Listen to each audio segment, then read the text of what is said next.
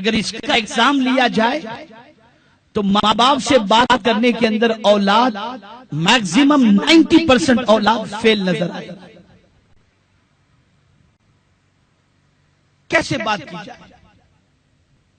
تو قرآن کہتا ہے وَقَضَىٰ رَبُّكَ أَلَّا تَعْبُدُوا إِلَّا إِيَّاهُ وَبِالْوَالِدَيْنِ إِحْسَانًا إِمَّا يَبْلُغَنَّ عِندَكَ الْكِبَرَ أَحَدُهُمَا أَوْ كِلَاهُمَا فَلَا تَقُل لَّهُمَا أُفٍّ وَلَا تَنْهَرْهُمَا وَقُل لَّهُمَا قَوْلًا كَرِيمًا.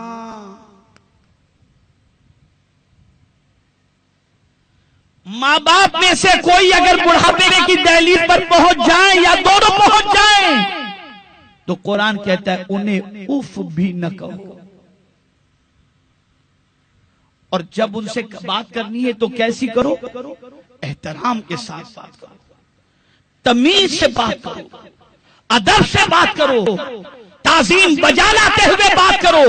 پہلے لفظ اف کہا کہ اف بھی نہ کہنا، جھڑکنا بھی نہیں، اور کہنا ہے تو تم اس طریقے سے کہو کہ ان کی عزت، ان کا مرتبہ، ان کا مقام، اس کو لحاظ میں رکھو. اور جب بھی تمہاری زبان سے جملے نکلیں تو ماں باپ کے احترام کے نکلیں، ادب کے نکلیں، عزت کے نکلیں، تعظیم کے نکلیں.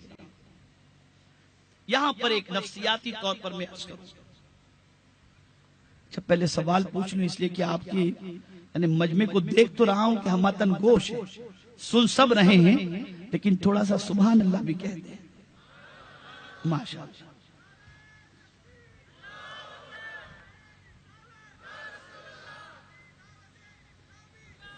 تو صرف یہ احساس کے مطلب آپ سمجھ رہے ہیں اس کے لیے، اور ثواب تو ملنا ہی ہے انشاءاللہ. ایک نفسیاتی طور پر میں آپ کو بتاؤں، سائیکولوجیکل. بوڑھا ماں باپ، بوڑھے ماں باپ، قرآن کہتا ہے کہ دونوں میں سے کوئی بڑھاپے کو پہنچے یا دونوں بڑھاپے کو پہنچے تو تم انہیں اف بھی نہ کہنا. پہلے نے کیا کہا؟ پہلے کہا وَبِالْوَالِدَيْنِ احسانا، ماں باپ کے ساتھ اچھا سلوک کرو. پھر یہ الگ سے ذکر کیا ماں باپ کے حوالے سے، ان کی ایج کو لے کر، ان کے بڑھاپے کو لے کر سیپریٹ ذکر کیا. اس لیے کہ بڑھاپے میں جب ماں باپ ہوتے ہیں نا تو عام طور پر بوڑھا انسان چڑچڑاپن اس میں زیادہ ہوتا ہے. ٹوک ٹوک ٹوک ٹوک ٹوک ٹوک ٹوک چلتا ہی رہتا ہے. یہی وجہ ہے کہ ایک ہی سال کے اندر بیٹا بیوی کو لے کر 1 2 3 ہو جاتا ہے. یار یہ روز کی کٹ کٹ برداشت ہوتا ہے نا. بلکہ لڑکے کی ساس پہلے ہی بیٹی کو بتا دیتی ہے بیٹا سننے کا نہیں ہے زیادہ، شوہر کو کنٹرول میں کرو، سائیڈ لائن ہو جاؤ.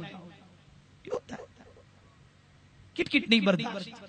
اس لیے کہ آدمی جانتا ہے کہ بڑھاپے میں انسان کٹ کٹ زیادہ کرتا ہے، ٹوک ٹوک زیادہ کرتا ہے. اچھا بڑھاپے میں قرآن نے یہ کیوں کہا کہ اف بھی نہ کہو؟ وہ کہنا ہے تو اچھی بات کو، یہ کیوں نہیں کہا گیا کہ بڑھاپے میں ماں تمہیں یہ مانگے تو دے دینا، یہ مانگے تو دے دینا، یہ مانگے تو دے دینا؟ ارے بڑھاپے میں ماں باپ بیچارے کھانے کے لیے بھی کیا مانگیں گے؟ انہیں اتنا سا مل گیا تو پیٹ بھر گیا، کھانا چلتا ہی نہیں. تم سے کہاں کہیں گے کہ ہم کو گھمانے لے کر کے جاؤ؟ اب پیر میں طاقت ہی نہیں، گھومنے کہاں سے جائیں؟ تم سے کہاں کہیں گے کہ فلاں شو روم میں لے جاؤ اور وہاں سے ہم کو قیمتی لباس دلا دو؟ اب بڑھاپے میں پہنیں گے کیا؟ شوق تو ہوتا نہیں. لیکن بڑھاپے میں اولاد سے اگر ماں باپ کسی چیز کی امید رکھتے ہیں تو صرف اتنی کہ بچہ جھڑکے نہیں، بچہ پیار سے بات کرے. ایک یہی تمنا ہوتی ہے ماں باپ کی کہ میرا بیٹا میرے ساتھ بدتمیزی نہ کرے، جھڑکے نہیں. اور ایک بیٹا اگر ماں کے قدموں کے اندر کروڑوں روپے رکھ کر اگر جھڑکتا ہے ماں اسے برداشت نہیں کرے گی. لیکن اگر کوئی بچہ قدموں میں دولت نہیں رکھتا لیکن ماں کے پیر دباتا ہے، ماں کے سر دباتا ہے، ماں سے پوچھتا ہے ماں تو خیریت سے تو ہے، ماں کی بات کا برا نہیں مانتا، ماں کو جھڑکتا نہیں، ماں سے عظمت سے بات کرتا ہے، میں یقین کے ساتھ کہتا ہوں اس شخص سے بڑا مالدار روئے زمین پر کوئی دوسرا نہیں. وہ کامیاب انسان،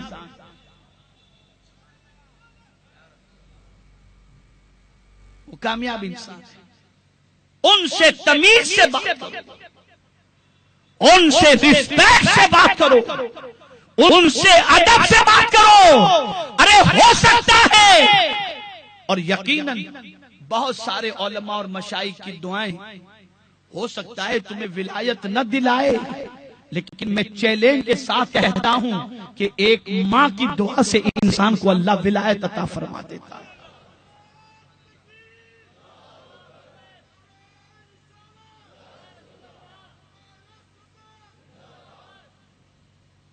اس کا مطلب یہ نہیں کہ آپ علماء اور مشائخ کی خدمت نہ کریں، لیکن میں ایک چیز ضرور عرض کروں گا کہ جو اہتمام آپ ان کے لیے کرتے ہو، کم از کم اتنا اپنے ماں باپ کے لیے بھی کرو. مجھے یاد ہے بلبل باغ مدینہ جانتے، میں جب پہلی مرتبہ انگلینڈ گیا تھا تو میں جب گھر سے نکلتا تو لوگ چپل آگے کر دیتے، آج بھی کرتے ہیں محبت کے اندر، کوئی جوتا لا کر کے رکھ دیتا ہے.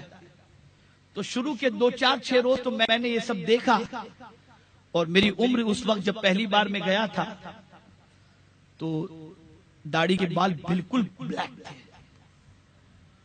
میں بالکل بلیک کیوں کہہ رہا ہوں آپ سمجھ گئے، ٹھیک ہے؟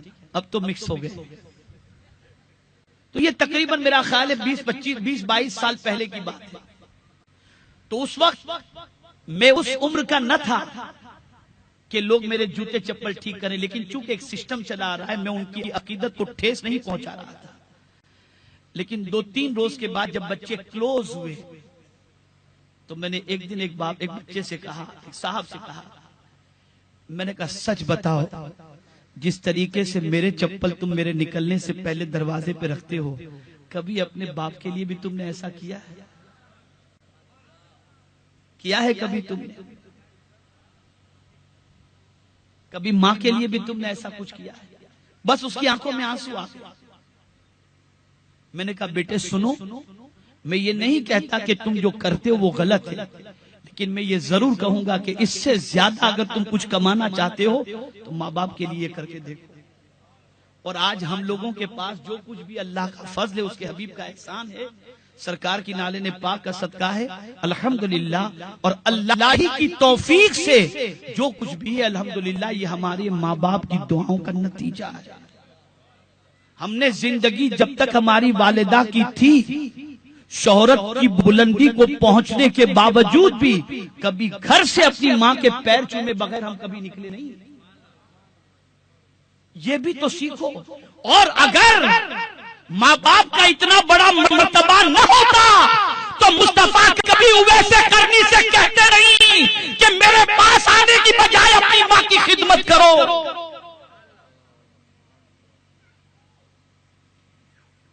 جسے بہت لائٹلی لیا جاتا ہے، وہ لائٹلی لینے کی چیز نہیں ہے، سیریس لینے کی چیز ہے.